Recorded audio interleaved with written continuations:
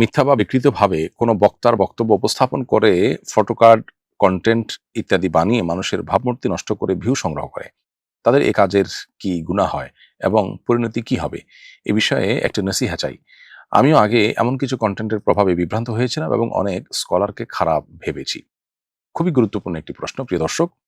খুবই জঘন্য এবং অন্যায় একটি কাজ এটি। আমাদের সমাজে সোশ্যাল মিডিয়াতে আজকাল প্রচুর পরিমাণে এ ধরনের ফটোকার্ড আমরা দেখতে পাই। আমি নিজেও এর ভিকটিম। অনেকে দেখা যায় যে আমাদের ছবি দিয়ে আমাদের নামে এরকম মিথ্যা উক্তি তৈরি করে সেটাকে প্রচার করে অনলাইনে, যেই উক্তি আসলে আমাদের নয়, এবং উক্তিগুলোকে এমনভাবে তৈরি করা হয় যে মানুষ বিশ্বাস করে ফেলতে পারে সেটাকে। অর্থাৎ মানুষের কাছে বিশ্বাসযোগ্য করে বানোয়াট উক্তি, মিথ্যা উক্তি আমাদের নামে এবং অন্য আরো অনেকের নামে তৈরি করে সেটাকে অনলাইনে প্রসার করা হয়। অনেক সময় এগুলো ট্রল করার জন্য করা হয়, অনেক সময় তাকে ব্যক্তিকে হেয় করার জন্য করা হয়, ষড়যন্ত্রের অংশ হিসেবে, শত্রুর অংশ হিসেবে এটি করা হয়। যদি কোনো মুসলমান পরিচয়ধারী কেউ এটি করে থাকেন, তার জেনে রাখা উচিত এখানে বেশ কয়েকটি কবিরা গুনার সমাবেশ রয়েছে। একত্রে অনেকগুলো কবিরা গুনাহ হয়ে থাকে এই একটি কাজের মাধ্যমে। প্রথমত, মিথ্যা অপবাদ হয়। একে তো মিথ্যা, এটা সবচেয়ে বড় কবিরা গুনাহগুলোর একটি। আবার মিথ্যার মধ্যে আবার আপনি শুধু মিথ্যা বলছেন তা নয়, তার মাধ্যমে আরেকজনের নামে মিথ্যাচার করার ফলে তার নামে আপনি অপবাদ দিচ্ছেন। তিনি যেটা বলেন না সেটা তার ব্যাপারে আপনি আরোপ করছেন। সেটি আরেকটি গুনাহের ব্যাপার। এর পাশাপাশি এর মাধ্যমে ওই লোকটাকে আপনি হেয় করছেন, অসম্মানিত করছেন, তুচ্ছ-তাচ্ছিল্য করছেন তাকে সমাজের মানুষের কাছে। সেটি একটি বিষয়। আবার ওই লোকটার সম্পর্কে সাধারণ মানুষের মনে বাজে চিন্তা প্রবেশ করাচ্ছেন। আপনার এই জঘন্য কর্মের কারণে আপনি ফটোকার্ডে বা তার উক্তি হিসাবে যেটাকে আপনি স্টাবলিশ করছেন, এর ফলে মানুষ ওই ব্যক্তি সম্পর্কে ভুল ধারণা পোষণ করে মানুষ গুনাহগার হবেন বা মানুষ ভুলের মধ্যে থাকবেন, বিভ্রান্তিতে পড়বেন। মানুষকে গোমরাহ করার, বিভ্রান্তিতে ফেলার যে গুনাহ সেটাও আপনার হবে যদি আপনি মুসলিম হয়ে থাকেন।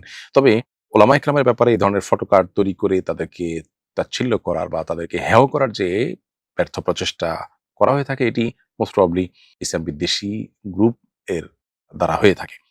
যাদের মধ্যে আল্লাহর ভয় নেই, আখিরাতের ভয় নেই, তারা যদি এই কাজটি করেন, তো আমরা বলতে চাই তাদের বিবেক অন্তত তাদেরকে বাধা দেওয়ার কথা।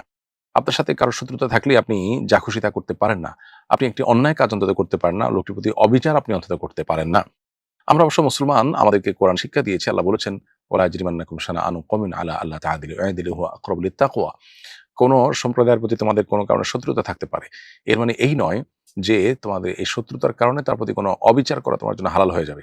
বরং বেইনসাফি করা তোমার জন্য কোনো অবস্থাতে জায়েজ নয়।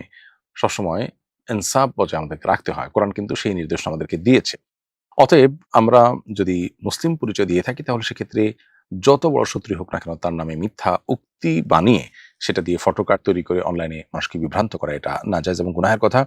সর্বমনা মানুষকে বিভ্রান্ত করা, একজন মানুষের সম্মানহানি করা, তার ব্যাপারে মিথ্যা অপবাদ দেওয়া, অনেকগুলো কবিরা গুনার সমাহার এখানে একসাথে আছে। একটা মানুষের জাহান্নামে যাওয়ার জন্য আর বেশি কিছু প্রয়োজন নেই। আর ইসলাম বিদ্বেষী কেউ যদি এরকম কিছু করে থাকেন, তার বিবেক অন্তত তাকে এই ধরনের কাজ থেকে বিরত রাখা উচিত। যদি তা না হয়, তাহলে তিনি শুধু অমুসলিম নন, তিনি বিবেচনাহীন একজন মানুষ। তার নিজের বিচার তার নিজের করা উচিত। আল্লাহ তাআলা আমাদেরকে এই ধরনের জঘন্য কর্মকাণ্ড থেকে বেঁচে থাকার তৌফিক দান করুন। কোনো অমুসলিম যদি কোনো কারণে আপনার রোষানল থাকে বা আপনি তার প্রতি কোনো কারণে ক্ষুব্ধ থাকেন, তার ব্যাপারেও আপনি এই মিথ্যাচার করার অধিকার ইসলাম আপনাকে দেয়নি, সে শিক্ষা ইসলাম আমাদেরকে দেয়নি।